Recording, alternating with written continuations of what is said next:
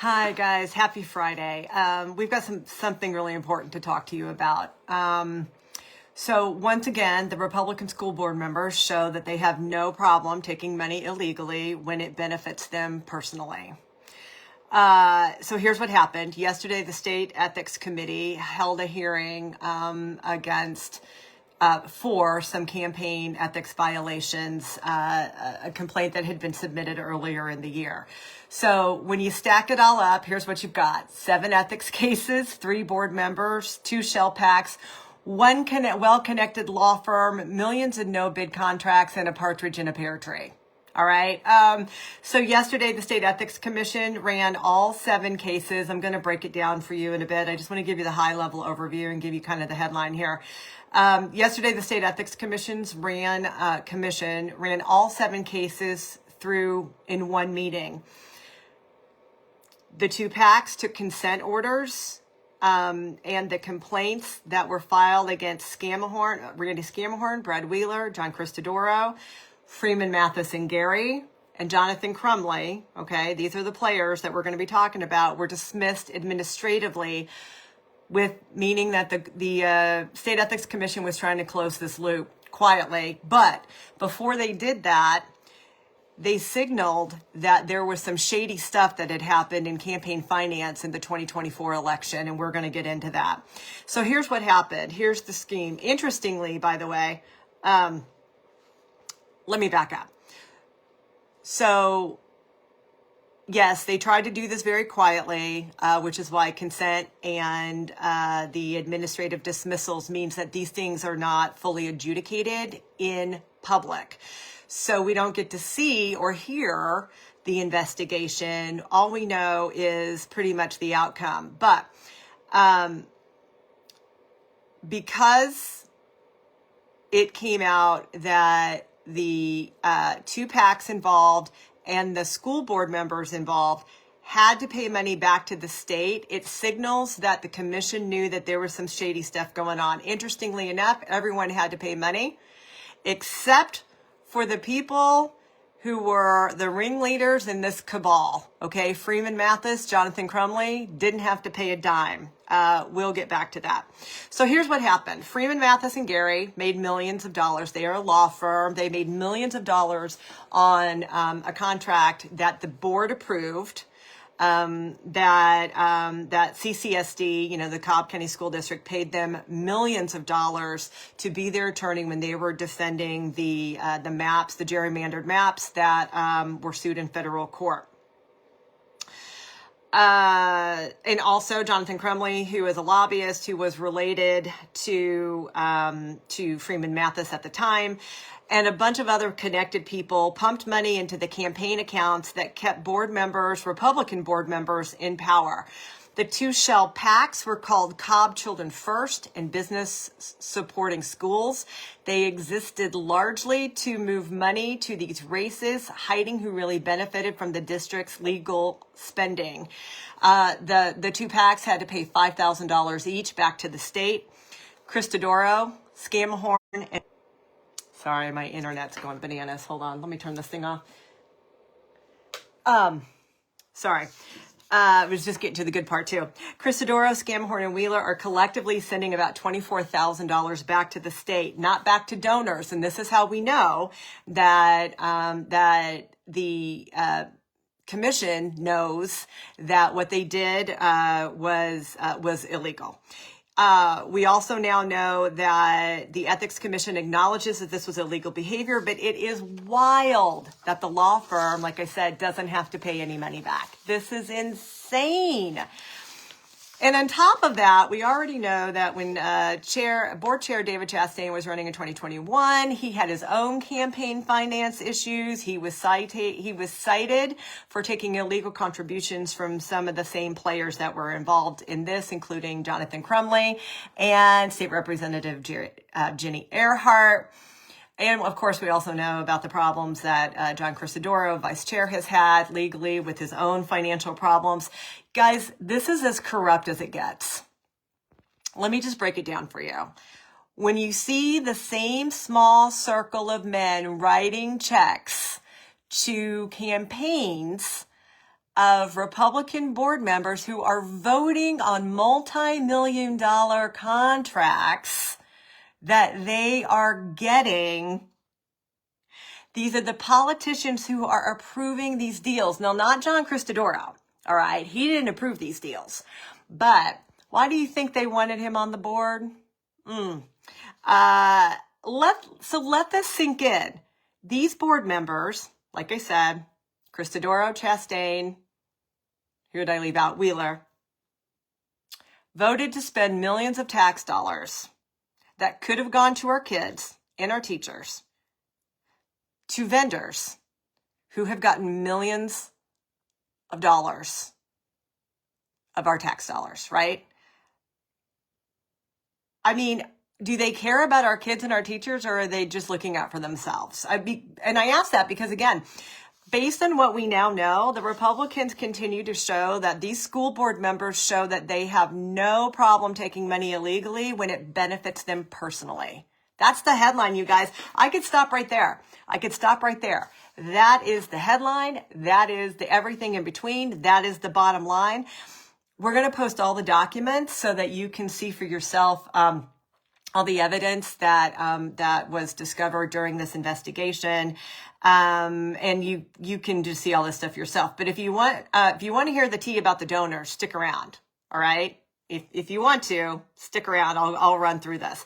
Some of the donors behind this scheme were a Cobb County Chamber of Commerce list of who's who. Okay. No shock. Along with James Wilson.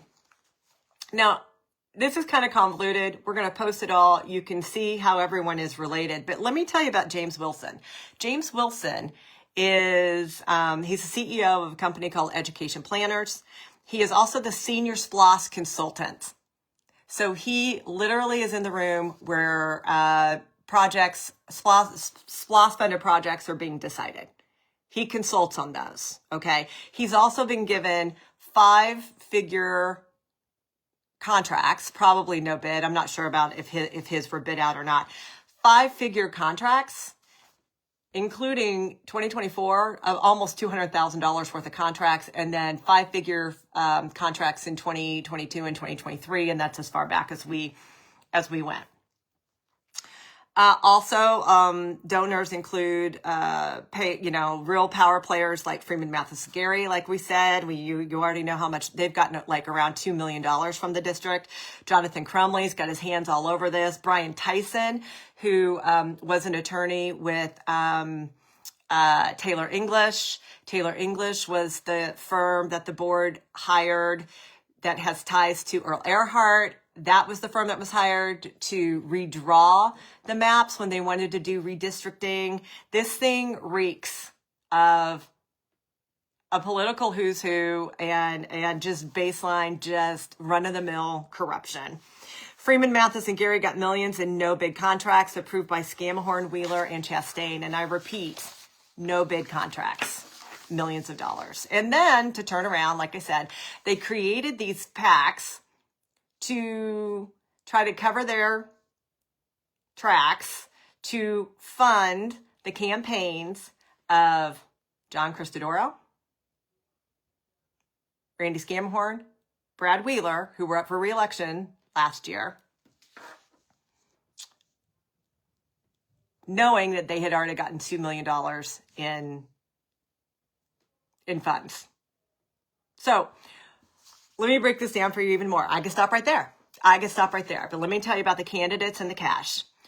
Randy Scamihorn got $19,800 in illegal contributions, but he is only being required, or he is only remitting back to the state, $13,200. Brad Wheeler also got $19,800 in illegal contributions, but is only returning $5,000 to the state. And John Cristadoro got $9,900 and is only returning $6,600. Even though Randy and Brad took similar amounts, which it's weird, and it raises questions why Randy's paying back more than Brad. Also, it makes us wonder who's actually going to be paying this back, or do they have maybe a benefactor who's going to pay this back for them? But I wonder, why did Wheeler get a sweet deal when it comes to returning money back to the state? But even more important, let's pretend that these board members didn't know that they were taking illegal money. I find that very hard to believe for a couple of reasons. One is because we've talked about this. We talked about this because we paid attention to the filings, to the campaign filings, finance filings of candidates. So I find that very hard to believe. We flagged this a long time ago. Other people in the community flagged it a long time ago. Members in the media flagged this a long time ago. And this is their circle, inner circle. So I doubt very seriously that they didn't know that these PACs were formed just for this purpose, so that Freeman Mathis could fund it and give them more than what was legally allowed. So again, Randy got $19,800, so did Brad Wheeler. John got $9,900, but none of them are returning all of that money back to the state, and I want to know why not. Because now that they know it's illegal, why aren't they returning all illegally gotten funds back to the state? I'm going to tell you why. Because they have proven that they have no problem taking money illegally when it benefits them personally. And here's something else too, which I find fascinating. When you're married to an actuary, you learn a trick or two. Brad Wheeler's $19,800 that he got illegally made up 40% of his entire campaign fund. 40%. Randy Scamihorn's 25%. So guess what, y'all? When you pay the people to gerrymander the maps, and then you pay the people to defend those maps, and then they give you illegal campaign contributions, you really don't have to dial for dollars, do you? You can just rely on your friends and family network of these people that are benefiting from the votes that you are casting and deciding how you're spending our tax dollars that could be going to our kids and could be going to our teachers, but instead somehow made its way back into your campaign account. This is not a one-off. This is not a one-off thing. It's a pattern. These are longtime candidates, y'all. They should have known better, and they did know better. They just didn't care. So, you know, you have long-term candidates. I don't know what's going on with my Wi-Fi. You have long-term candidates who should know better, taking illegal contributions from the people and the vendors who have been given no bid contracts. They knew it was wrong. They did it anyway because, like I said, they don't care so long as it benefits them personally. And then you layer that on top of Chastain's, David Chastain's own campaign finance mess and Cristadoro's $250,000 that he embezzled, that he admitted to embezzling from a client. And it paints a picture that this is a crowd of people who oversee our tax dollars who have a serious deficit in either intelligence or integrity or both. I don't know. But what I do know is that it's a bad look. And I do know that we as taxpayers, our children and our teachers deserve so much better than all of this. And also I know that, you know who doesn't think that we deserve better than any of this? The 4 members who have taken illegal campaign contributions. And just a reminder, who were those people? David Chastain in 2021, John Cristadoro, Brad Wheeler, Randy Scamihorn. Those are the people. And so that's where we're at. I hope I went through that. Like I said, we're going to make all the documents available to you. There is another board meeting next week. It's the last, or yes, next week, next Thursday. It's the last one of the year, obviously. Then we'll come back in January. They will be voting on a new chair and a new vice chair. That will be very interesting. And then we're back in 2026, y'all, and it is going to be game on. All right. Let us know if you have any questions. We'll do our best to explain what's going on. Check for the documents. Like I said, thank you so much for following along. Hope you have a great weekend. We're going to keep doing what we do because it is important and because we are watching the funds. See you soon.